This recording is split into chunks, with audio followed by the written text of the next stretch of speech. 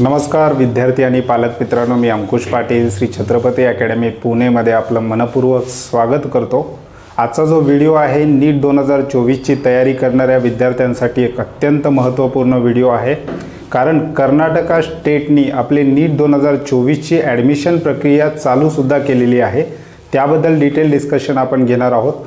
महाराष्ट्रातील बहुतांश विद्यार्थी दरवर्षी जर महाराष्ट्रात नंबर नाही लागला तर MBBS आणि BAMS साठी सेकंड स्टेट ज्याला आपण म्हणतो जे प्रेफर करतात ते कर्नाटक स्टेट आहे। आणि यावर्षी कर्नाटकाने आपल्या ॲडमिशन प्रक्रियेमध्ये मोठा बदल केलेला आहे।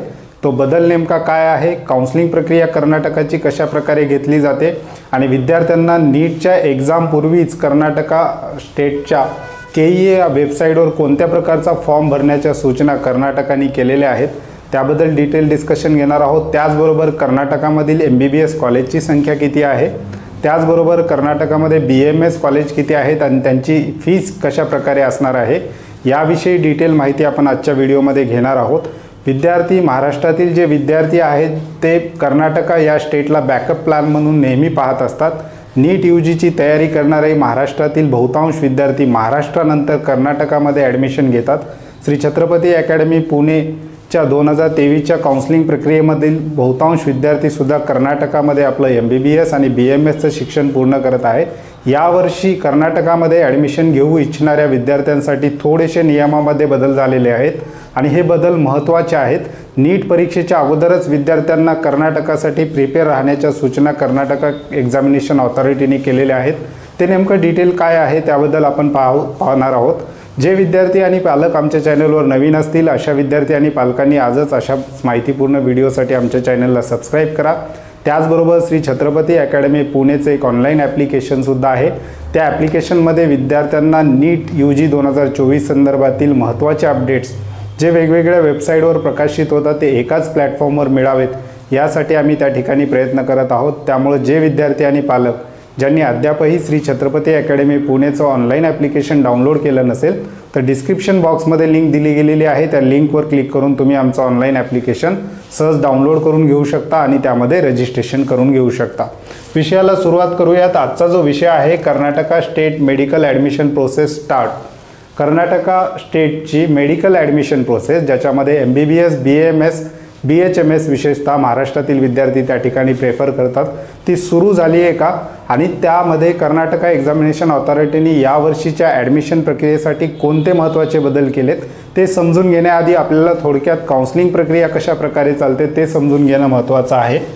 ॲडमिशन प्रोसेस ही विद्यार्थ्यांना 3 भागामध्ये करता येते, म्हणजेच कुठल्याही कोर्सेसला जर विद्यार्थ्याला ॲडमिशन घ्यायचं असेल तर विद्यार्थी 3 ठिकाणी अप्लाय करू शकतो।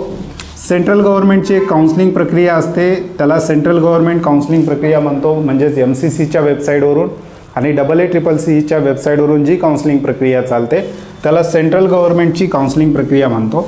त्यानंतर विद्यार्थ्याचं डोमासाईल ज्या स्टेटचा आहे आणि विद्यार्थ्यांची 10वी-12वी ज्या स्टेटमधून झालेली आहे ती स्टेट काउन्सिलिंग प्रक्रिया। महाराष्ट्राच्या बाबतीत बोलायचं झालं तर CET सेलमार्फत घेण्यात येणारी जी काही काउन्सिलिंग प्रक्रिया आहे किंवा ज्याला आपण प्रवेश प्रक्रिया म्हणतो ती स्टेट कोट्याची आहे।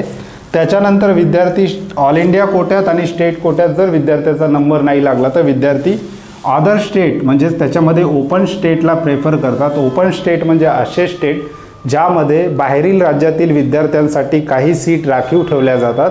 त्याच ओपन स्टेटमधलं सर्वात महत्त्वाचं स्टेट आहे महाराष्ट्राच्या दृष्टीने कर्नाटक।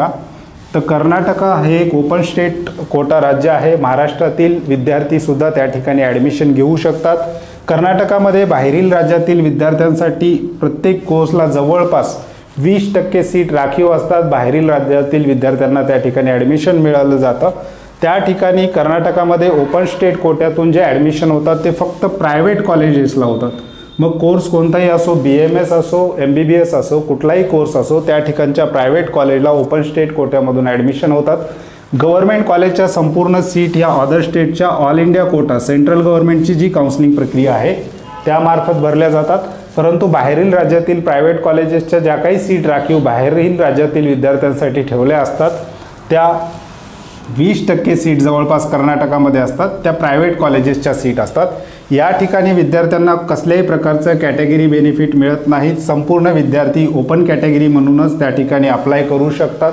म्हणजेच कर्नाटकामध्ये महाराष्ट्र राज्यातील विद्यार्थी ओपन कॅटेगरीमधूनच ॲडमिशन घेऊ शकतो। महाराष्ट्रामध्ये त्या विद्यार्थ्याची कोणतीही कॅटेगरी असली तरी बाहेरील राज्यामध्ये विद्यार्थ्यांना प्रायव्हेट कॉलेजेसमध्ये ओपन स्टेट कोट्यामधून जर विद्यार्थ्याचं ॲडमिशन झालं तर विद्यार्थ्यांना कसल्याही प्रकारचे कॅटेगरी बेनिफिट मिळत नाहीत आणि जे काही पात्रतेचे क्रायटेरिया आहे, ज्याला आपण इलिजिबिलिटी क्रायटेरिया म्हणतो, तो सुद्धा ओपन कॅटेगरीनुसारच त्या ठिकाणी लागत असतो आणि संपूर्ण रूल्स ओपन कॅटेगरीच्या विद्यार्थ्यांचेच त्या ठिकाणी त्या विद्यार्थ्याला लागू होतात। तर अशा प्रकारची ही काउन्सिलिंग प्रक्रिया आहे। 3 प्रकारच्या काउन्सिलिंग प्रक्रिया ज्यामध्ये महाराष्ट्रातील बहुतांश विद्यार्थी भाग घेत आलेले आहेत। ते 3 महत्त्वाच्या काउन्सिलिंग प्रक्रिया आहेत।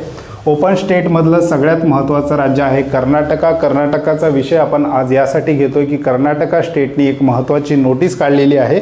ती नेमकी काय आहे ते पाहूयात। कर्नाटका एक्झामिनेशन ऑथॉरिटीकडे कर्नाटकामधले संपूर्ण ॲडमिशन प्रोसेस कंडक्ट करण्याची जी काही ऑथॉरिटी आहे ती KEA आहे। त्याचं long form Karnataka examination authority असा आहे। KEA मार्फतच कर्नाटका राज्यातील संपूर्ण कोर्सेसचे जे काही ॲडमिशन प्रक्रिया आहेत त्या कंप्लीट केलेल्या जातात। नीट UGची परीक्षा झाल्यानंतर विद्यार्थ्यांना सर्वात आधी कर्नाटकामध्ये जर ॲडमिशन घ्यायचं असेल तर KEAवर रजिस्ट्रेशन त्या ठिकाणी करावं लागतं। जसं महाराष्ट्र राज्यातील ॲडमिशन प्रक्रिया CET सेल मार्फत होतात तसंच CET सेलच्याच धर्तीवर कर्नाटकामधली एक्झामिनेशन ऑथॉरिटी कोणती आहे तर KEA आहे। KEA मार्फत ते ॲडमिशन प्रक्रिया पूर्ण करून घेत असतात। मग त्याच्यामध्ये MBBS असो BAMS असो, विशेषतः महाराष्ट्र राज्यातील विद्यार्थी कर्नाटकामध्ये BAMS करण्यासाठी मोठ्या प्रमाणावर जात असतात। तर ते संपूर्ण ॲडमिशन प्रक्रिया ह्या KEA मार्फतच घेतल्या जातात। आता KEA मार्फत कर्नाटका राज्यातील विद्यार्थ्यांसाठी दरवर्षी जशी महाराष्ट्रामध्ये CETची एक्झाम होते तशीच कर्नाटकामध्ये UGCET ही एक्झाम पहिले 2023च्या अगोदर कर्नाटकातील विद्यार्थ्यांसाठी होती, परंतु KEAने यावर्षी एक नव्याने मोठा बदल केलेला आहे। नॉन कर्नाटका स्टुडंट म्हणजेच महाराष्ट्र राज्यातील स्टुडंट जर कर्नाटकामध्ये ॲडमिशन घेऊ इच्छित असेल तर नॉन कर्नाटका स्टुडंटला UGCET 2024चं किमान रजिस्ट्रेशन करणं कंपल्सरी केलेलं आहे। अशा प्रकारचं इन्फॉर्मेशन ब्रोशरसुद्धा KEAच्या वेबसाईटवर आलेलं आहे। विद्यार्थी त्या ठिकाणी जाऊन पाहू शकतात किंवा जे इन्फॉर्मेशन ब्रोशर आहे ते आमच्या ऑनलाईन ॲप्लिकेशनमध्ये सुद्धा विद्यार्थ्यांना पाहायला मिळणार आहे। ऑनलाईन ॲप्लिकेशनमध्ये एकदा रजिस्ट्रेशन केल्यानंतर तुम्हाला KEAचं इन्फॉर्मेशन ब्रोशर फ्री मटेरियल या सेक्शनमध्ये त्या ठिकाणी पाहायला मिळेल। तर हे UGCET जी आहे ही कर्नाटकाची रजिस्ट्रेशन चालू झालेले आहेत आणि हे UGCETचं रजिस्ट्रेशन करणं कंपल्सरी आहे। ॲडमिशन प्रक्रिया ही नीट एक्झाम झाल्यानंतर नीटच्या मार्क्स बेसिसवरच होणार आहे, परंतु तत्पूर्वी विद्यार्थ्यांना त्यांनी UGCET 2024चं रजिस्ट्रेशन करण्यासाठी सांगितलेलं आहे आणि या ठिकाणी विद्यार्थ्यांना फक्त रजिस्ट्रेशन करून आपला UGCET नंबर मिळवून तो सेव्ह ठेवायचा आहे, जो पुढील ॲडमिशन प्रक्रियेसाठी नीट एक्झाम झाल्यानंतर नीटचा रिझल्ट आल्यानंतर जर तुमचा महाराष्ट्रामध्ये नंबर नाही लागला इच्छित कोर्सला, जर तुम्ही कर्नाटकामध्ये जाऊ इच्छित असाल त्यावेळेस तुमच्याकडे हे UGCET 2024चा रजिस्ट्रेशन नंबर असणं कदाचित बंधनकारक होऊ शकतं। त्यामुळे महाराष्ट्रातील राज्यातील जे विद्यार्थी आहेत त्यांनी बॅकअप म्हणून कर्नाटकाचं UGCET 2024चं रजिस्ट्रेशन करायला हरकत नाही। याची जी काही डेडलाईन आहे ती 10 फेब्रुवारी 2024 आहे। 10 फेब्रुवारी 2024च्या आत विद्यार्थ्यांनी ते रजिस्ट्रेशन करायचं आहे। एक बॅकअप रजिस्ट्रेशन म्हणून विद्यार्थी याच्याकडे पाहू शकतात। उद्या कदाचित महाराष्ट्रामध्ये एखाद्या कोर्सला ॲडमिशन झालं नाही आणि कर्नाटका राज्याला प्रेफर करण्याची वेळ आली तर तुमच्याकडे हा बॅकअप असणं अत्यंत महत्त्वाचं आहे।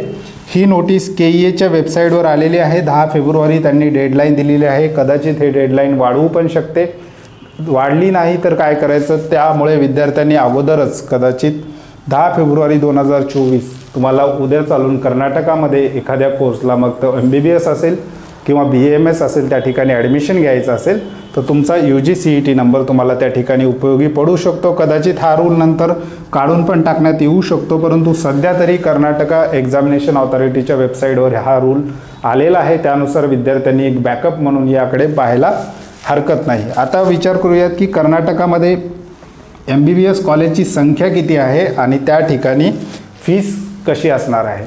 कर्नाटका राज्यामधील MBBS कॉलेज पुन्हा 2-3 प्रकारचे आहेत। त्याच्यामध्ये गव्हर्नमेंट कॉलेज आहेत, कर्नाटका स्टेटचे गव्हर्नमेंट कॉलेज, त्याचबरोबर कर्नाटकामध्ये डीम युनिव्हर्सिटी आहेत आणि कर्नाटकामधले प्रायव्हेट कॉलेज आहेत। कर्नाटका राज्यातील गव्हर्नमेंट कॉलेजच्या ज्या काही 15% सीट, त्याचबरोबर डीम युनिव्हर्सिटीच्या 100% सीट या सेंट्रल गव्हर्नमेंट मार्फत MCCच्या वेबसाईटवरून भरल्या जातात। आणि उर्वरित जे काही 32 प्रायव्हेट कॉलेजेस आहेत कर्नाटक राज्यामधील, या 32 कॉलेजच्या सीट मात्र KEAच्या वेबसाईटवरून भरल्या जातात। या प्रायव्हेट कॉलेजेसमध्ये महाराष्ट्रातील विद्यार्थी अप्लाय करत असतात। तुलनेने बाकी राज्याचा जर विचार केला तर तुलनेने कर्नाटक राज्यातील MBBS प्रायव्हेट कॉलेजची फीस ही तुलनेने कमी आहे। बहुतांश कॉलेज असे आहेत ज्यांची फीस एकसारखीच विद्यार्थ्यांना त्या ठिकाणी पाहायला मिळते। कर्नाटक राज्यामधील एक महत्त्वाचं कॉलेज जे मागच्या वर्षी सुरू झालेलं आहे, श्री मधुसूदन साई मेडिकल कॉलेज, त्याची वार्षिक फीस फक्त 750 रुपये आहे। त्याचे टर्म्स अँड कंडिशन मात्र त्या कॉलेजच्या वेगळ्या आहेत, ते एका वेगळ्या व्हिडिओमध्ये आपण त्याविषयी डिटेल घेणार आहोत। परंतु त्यांची फीस 750 रुपयापासून सुरू होते आणि जास्तीत जास्त फीस 22,50,000 पर इयर एवढे सुद्धा त्या ठिकाणी फीस आहे। मॅक्सिमम कर्नाटकामधील MBBS कॉलेजची फीस जर बघितली आपण, मॅक्सिमम कॉलेज असे आहेत ज्यांची फीस 10,92,852 प्रति इयर इतकी 2023 पर्यंतच्या काउन्सिलिंग प्रक्रियेमध्ये होती। कदाचित याच्यामध्ये थोडीफार वाढ 2024 मध्ये होऊ शकते, परंतु 10,92,852 जवळपास 11 लाख पर इयर इतक्या फीसमध्ये कर्नाटक राज्यामधील MBBS कॉलेजची सीट विद्यार्थी त्या ठिकाणी मिळवू शकतात। बाहेरील राज्यातील विद्यार्थ्यांसाठी जवळपास 20% सीट त्या ठिकाणी राखीव असतात। आता BMSची कर्नाटकामध्ये काय सिच्युएशन आहे ते पाहूयात। महाराष्ट्रातील बहुतांश विद्यार्थी महाराष्ट्रामध्ये जर त्यांचा BMSला नंबर नाही लागला तर सेकंड राज्य आहे ज्याला विद्यार्थी प्रेफर करतात ते आहे कर्नाटका। कर्नाटकामध्ये महाराष्ट्रातील विद्यार्थी बहुतांश संख्येने त्या ठिकाणी ॲडमिशन घेताना आपल्याला पाहायला मिळतात। कर्नाटकामध्ये BMS कॉलेजेसची संख्या पण जास्त आहे, 80+ BMS कॉलेज कर्नाटकामध्ये आहे। जर कर्नाटक राज्यामध्ये तुमचा मेरिटवर नंबर लागला तर त्या ठिकाणची फीस प्रतिवर्ष 2,50,750 जर मेरिटवर नंबर लागला, ही 2023ची फीस आपण डिस्कस करतोय। कदाचित 2024 मध्ये याच्यामध्ये थोडीफार वाढ होऊ शकते किंवा एवढीच राहू शकते, पण साधारण तुम्हाला अंदाज यायला पाहिजे की कर्नाटकामध्ये जर BMSला ॲडमिशन घ्यायचं असेल प्रतिवर्ष हॉस्टेल मेस वगळून ह्या फीस आपण डिस्कस करतोय, तर 2,50,750 इतकी फीस कर्नाटक राज्यातील BMS कॉलेजला आहे जर तुमचा मेरिटमध्ये नंबर लागला। त्यानंतर त्या ठिकाणी मॅनेजमेंट कोटा, अदर कोटा अशा प्रकारचे कोटा आहेत, त्यांची फीस पण त्यानुसार वाढत जाते।